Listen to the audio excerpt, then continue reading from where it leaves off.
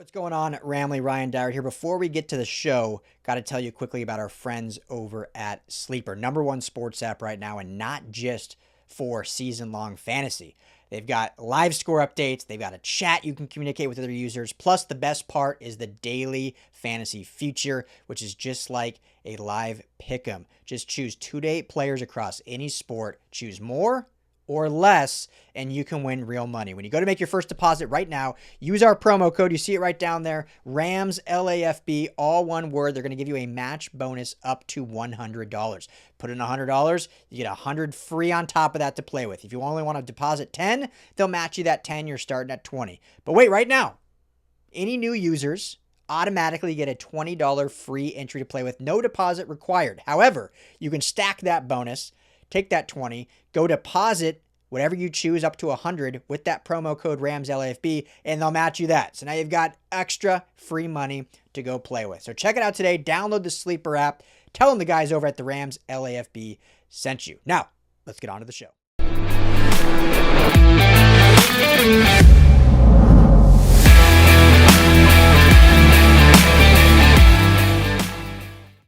What is up, Los Angeles, and welcome back to your Rams LAFB show. It is Friday. That means it is the practice report with none other than Erin Coscarelli. Welcome back. What's the feeling heading into this game on the last official practice day before heading to Arizona? Friday. I know.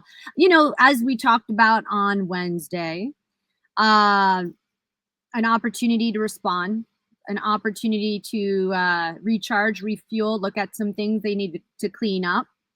And, you know, we also talked about the fact that I don't think that they may have seemed flat-footed, but I don't think they took this Panthers team any less seriously, but they are definitely adamant about not doing it again.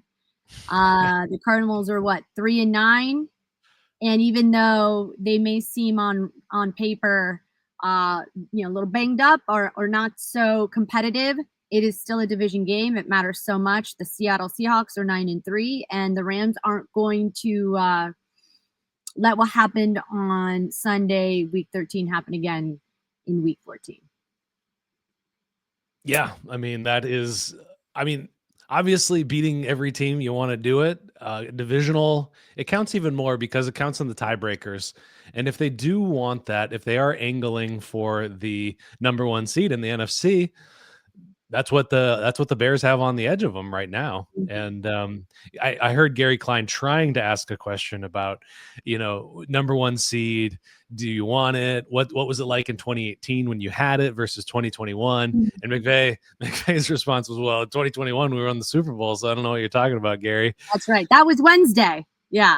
Was that Wednesday? Okay. Yeah. But right, what a great response. Like, at the end of the day, you just want to get to the big game. You don't care if you're on the road. And by the way, even when he asked those questions and McVay has to answer them, he's like, hey, look, same thing with the delay of game call with Stafford. It is what it is. What can he do? Just hope they try to lock up a 1 seed, but if they have to be on the road, then they have to be on the road. Yeah, I mean, deep down, McVay loves he's a homebody in his heart. He doesn't want to go anywhere. He doesn't like going to the East Coast. He doesn't want to go to London. They'll kick and scream to go to Mexico. They got out of that one. So I think everybody wants, extra weeks rest, playing on your home field all the way through. And if they make it to the Super Bowl, playing not too far from home anyway, in San Francisco there. So yeah, but some injury news coming out today. They're always really good about the injuries. But a couple of guys, Darius Williams, doubtful. Puna Ford, who's been huge for the defense, questionable. Tutu Atwell, this is an interesting one. Full participant on the injury report. When asked about it, McVay said, no, not coming back onto the roster. I mean, what are your thoughts? What are you thinking? I mean, yeah. I mean, it's strange, right? And before we jumped on this recording, I was kind of trying to have a better understanding and just even picking your brain as someone who understands when you pay a wide receiver $10 million and you want a playmaker, is this performance based? Is it just simply the thing that you mentioned, which might be like a roster issue. Or, and it's true. And this is something even I'm curious, if the audience or fans wanted to chime in, but is it the usage of their tight ends and how McVay is more adjusted to 13 personnel? Is that what's playing a role with Tutu? I don't know. Inquiring minds are dying to know, why would they take Tutu, who's a $10 million contract? And, I'm sure the Rams have valued him to pay him so much. And then he's not showing up when he was a full participant. Like, what does that mean? That's a great question. It is infuriating. Heading into the free agency last year, I thought, well, they tried it out 4 years. It was a good effort. Now they're going to move on. They'll bring in somebody else. It might be Jordan Whittington's show. There might be a veteran that they'll bring in. They let Demarcus Robinson walk, and he was a really quality member of the team last year. A lot of touchdowns, overtime beating Seattle in one of the games. He caught a touchdown for that, I believe. And Tutu always just kind of hanging out there, got the $10 million contract, like you said. And now they're 2 weeks in a row basically paying him to sit on the bench. He'll be a healthy scratch once again. 13 now plays into that. On the roster, you only have so many positions available. If you want to have that fourth tight end in there, it's gotta come from somewhere. And McVay has straight up said there are roster considerations and special teams considerations. And you look at a guy like Jordan Whittington and Xavier Smith, much more involved in special teams. Tutu can't play special teams. What is he gonna like? He's not returning kicks. He's not gonna. What is he, a gunner? No, he's not. He's not screaming down the field to make the tackle. So weird stuff there for sure. And I mean, we'll see what happens. And looking further, I'm frozen. You are frozen. Am I frozen? Yeah, I was gonna. There we go. Okay. Got up. Yes, you're really good at doing that. If you just look at, sorry, I was pulling, maybe again, my computer, it's a love-hate relationship I have with this particular piece of technology. But if you just look at his stats, and we can move on to another topic, because I guess we just don't really know. But he hasn't really had a great game. He's been targeting the most 4 times in one game, and that was against San Francisco. And we all know how that game went. He's only scored 1 touchdown. And, it could be a various number of things. I think what you said is probably true. They've just found another system work better, whether it's, they're just getting so much out of Devontae and Puka, or like you said, 13 personnel has just developed into something that at the end of the day, they have more success with that than a guy like Tutu. But, of course, you want to be honest and represent the fan and say, hey, you're paying this guy a ton of money. And then for him to not, dress up and, show up for the team, you have to ask yourself why. But Coach did not at the presser really expand on that. So I can't share what he might be thinking other than just present the facts. And, he really hasn't had since Jacksonville, right? Since Jackson or, since London. So that was the game before they installed 13 or the game that they did. So right, because that game was when Puka was out. Yeah. Remember? Oh, of course. Yeah. Yeah, because he got injured against Baltimore. So yeah, that's right. That's very true. Yeah. Well, I'm curious about the secondary for sure, with Darius Williams being doubtful, very, very thin there. And then along the defensive line, Puna Ford being the primary run stuffer. He's questionable. We'll see how he plays. And also Byron Young cropping up on the injury list as well. McVay seems pretty confident in that. So we'll see. We'll see how that all plays out. Obviously, they do a great job with their injuries and their recovery. And lots of injuries on the other side. Marvin Harrison ruled out. Trey Benson ruled out. Kyren Williams officially done for the year.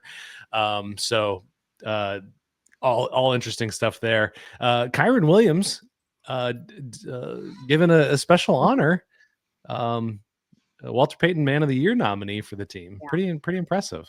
Yeah. That was really the brunt of what we talked about, or the bulk of what we talked about with Coach right off the bat, aside from his injury update, which he gives before any of us can ask him any questions. But Kyren Williams is such a great, yet again, another really cool story coming out of Los Angeles. This guy, 5th round draft pick. He broke his foot his rookie year, and really had, huh? I was there at that practice that day. I mean, really, just think about that. Think about you worked so hard. You are a 5th round pick. It's not, Tom Brady was a 6th round pick, and so we've all seen why his story is so remarkable. It's like when people, not that Kyren was ever overlooked, but the expectations of who he could be is really a testament to, again, this organization developing, believing, evaluating that you can be even greater than what you could imagine. And that's kind of the story with Kyren Williams, because one of the things when he signed his contract extension, I remember because he spoke to the media. It was that Cowboys scrimmage, August 5th or 6th. Yeah. Were you there? You were there, right? Yeah. I asked him what he was going to buy his mom. Oh, that's right. What did he say? He said she's officially retired now. Yeah. 23 million. The thing I like to point out about some of these draft picks, these 5th round guys, especially living in Los Angeles, like if you're getting $1 million a year, a good chunk of that's going to your representation. Maybe you buy yourself a nice car, taxes, property taxes. Like $1 million living in LA, it's not getting you very far. And so, like Quentin Lake, another guy, late round draft pick. I mean, once you get that, like, to actual money, it's got to feel real good. Anyway, sorry. Yeah. No, that's funny. That's right. He did answer that. That was a good question, by the way, to ask him. But he's a mama's boy. I love that about him. He said what? He's such a mama's boy. I love that about him. I'm the same way. He said he was going to go call her as soon as he was done speaking to us at Cowboys scrimmage. He's like, I still can't believe it's real. It means so much to me. And he talked about, and this has kind of been the theme of how I feel as somebody who comes every day and sees sort of the energy from an emotional standpoint. And this team has gone through its own various versions of highs and lows, which we all know what happened in training camp with Stafford. And then to be where they're at now, 9-3 with the 2 spot in the NFC, and in really great position, fingers crossed. And so that was really one of the things that I asked Coach McVay today was, what did it mean to you when you heard that he was nominated as a Walter? I mean, the Walter Payton Man of the Year is essentially the most meaningful nod. Remember, Andrew Whitworth was given it. And so when you are handed the keys of the organization to be the representation to submit that, not only is it huge for you as a player, but it's so important for the franchise. They're picking someone that they really believe represents their brand, their ethos. And the Rams, there's a really great Instagram page you guys should check out called Rams in the Community. And as somebody who grew up in LA and who had a mom who's a little bit older, impacted by the wildfires, had to be evacuated, I was so touched that the Rams ended up doing their draft at the LA Fire Station, and with the proceeds to go to those first responders, and just every time after that, using their platform to impact the community. And the LA community is vast, it's diverse. There's a ton of things you can sort of pour into. And when Kyren was at that media presser after his contract, he said, I'm just so grateful how much the Rams have poured into me, how much they've believed in me. And so when we talked to McVay and we were, just kind of asking him to share his initial thoughts of, what it means to him to have somebody, especially a guy like Kyren, who, when he had that injury his rookie year and he broke his foot, the fact that coach was still there, he said the best thing is just making someone feel good at their roughest moments, at their roughest times. And it just seemed like, honestly, Ryan, when I think about it, yes, this is such a great coaching staff, but it's also a really great place when it comes to building you up as a person, as a human. It's not just, and that was the other thing. He said, Coach said, I want to be transformational, not just transactional. And in the world of pro football, it's like, bottom line, if you're not producing, this is results. It's all about results. If you're not producing, we're moving on to the next guy. And the other thing that coach had said, which wasn't today, but even just using the Josh Carty story as an example, that just because Josh Carty wasn't putting the ball through the uprights, this team still wanted to find him either a new place where he'd be comfortable or figure out a way to keep him on the roster because they believed in him that much. Yeah. I mean, you hear these stories constantly from guys that have come in and out of the building, just how much they love working with McVay and within this organization. And Kyren Williams is one of the true, just great guys. Yeah. Like the times that I've been able to interact with him, normal, not doesn't come across as like as a cocky athlete or anything like that. And giving back, obviously, to the community is super important to him. Didn't grow up with a ton of privilege, for sure, and worked his way into the position that he's in right now, and could have entered camp saying, "I'm holding out because you guys have been riding me like a rented mule," and he didn't. He came in saying, "I'm going to be here. My feet are on." I think he kept saying, "My feet are on the ground." I think that might be a McVayism, but just one of the all-time great guys that I've come across in this business. And they're not all that kind of generous type personalities, and we've talked a lot about the coaching staff and the churn and guys coming in and out of the building on the coaching staff. And Chris Shula is getting a ton of attention about a potential head coach. I think Nate Shieldhouse might be out the building, but one of the guys that isn't getting a lot of talk, Mike LaFleur, Sean McVay was asked about, is Mike LaFleur ready to take over play calling? Is he ready to move on? What was that like? What was that conversation like? I know I'm glad you brought that up. That was definitely an interesting point or part of the presser, which was somebody had asked, would you be surprised if he moved on, or would you expect to, or do you think he would deserve to? Like, would you trust him leading the way for another franchise? And he said, "Oh yeah, heck yeah. I mean, of course, I would assume so." And I think the reason why LaFleur doesn't get maybe the same attention is because Coach McVay is very much in the driver's seat when it comes to play calling for this Rams offense. But one of the things that was said today at the presser that Coach McVay answered when he was asked this question about expectations of LaFleur potentially leaving or taking another head coaching job is he said it's a collaborative effort.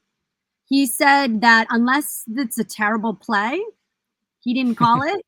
He was saying it in jest. But he said it's a collaborative effort, that just because it might be him calling the plays does not mean that he is not getting perspective and strategy and suggestions from his offensive coordinator. That's not it. And he definitely said he would absolutely one day maybe consider handing the keys over. But he said that too. He said, I just really love I love calling plays, but maybe one day I'll go somewhere where maybe I might be more needed. But as of right now, it looks like McVay is still going to call plays, and he would absolutely expect LaFleur to lead another franchise and break his heart and lead the Rams for sure.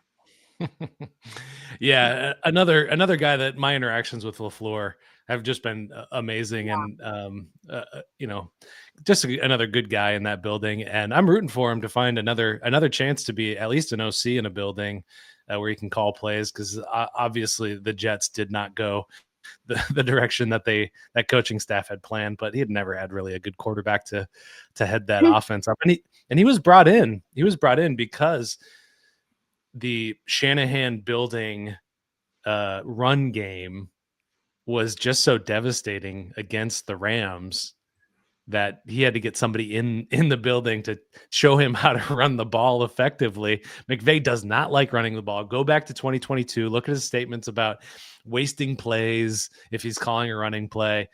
Brings in LaFleur, and Kyren Williams becomes the dude. They bring in more offensive linemen. So he's really his handprint is on this offense in a big way. So I wouldn't be surprised if he gets some attention. And just they just constantly are bringing in smart and capable coaches, and they haven't really had that brain drain like you see. Eagles take a step back every other year because their coordinators leave. They're really feeling it, I feel like, in Detroit this year as well, and seen it in San Francisco a bit too. So yeah, just another reason why this is a great team to root for, a great franchise to root for and cover. Absolutely. And heading into a game, we've got a couple of previews up. We did a nice one with Bo Brack of PHNX. Of the All City Network. So go check that out on YouTube. We also did one with your co-host, Tyler Dragon, on Believe in Rams. So that's up as well. Go check that out if you want to learn more about this game. But yeah, great insights on these injuries and what's going on inside that building, what they're talking about, what you're seeing and hearing around there. So we always appreciate that. And we will be back Sunday night with a live reaction show. No matter what happens, win, lose, or draw, we will be there talking all things Rams, and we will see you then.